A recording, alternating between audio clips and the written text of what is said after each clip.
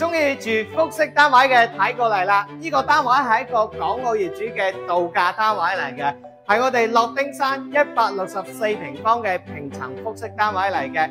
咁呢個陽台咧係睇翻園內景觀嘅，係可以睇到遠處嘅些少別墅景觀。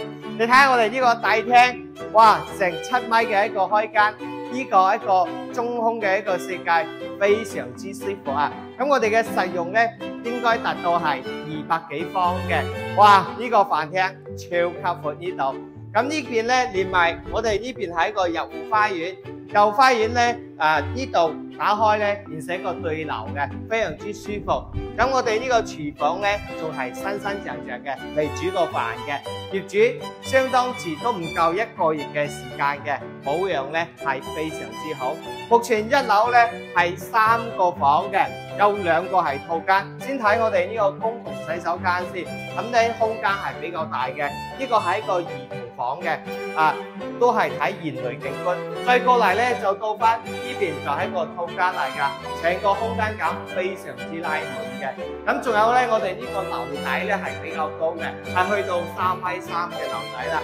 咁呢個窗台睇出去個景觀咧，係可以睇到出邊嘅別墅景觀嘅。咁呢個景觀同埋採光咧都係比較好嘅。跟住過嚟咧就到翻我哋呢個大嘅一個主人房啦。先入去睇我哋呢個空間咧，非常之大嘅。咁呢邊咧都可以擺到超級大床嘅，仲有我哋一個衣櫃位啦。我哋跟住再上2層睇睇先。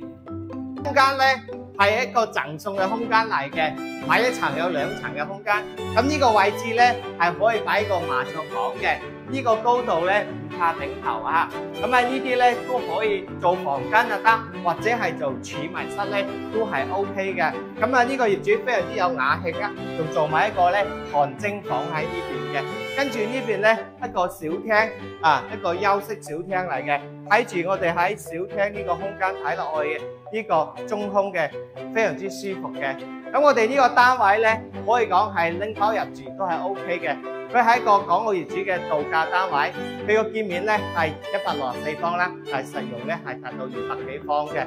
咁目前咧145萬，咁咧你只需要俾22萬嘅首期，月供去到5000幾蚊就 OK 噶啦。如果感興趣嘅，你就可以啲軍仔咧過嚟睇樓就 OK 噶啦。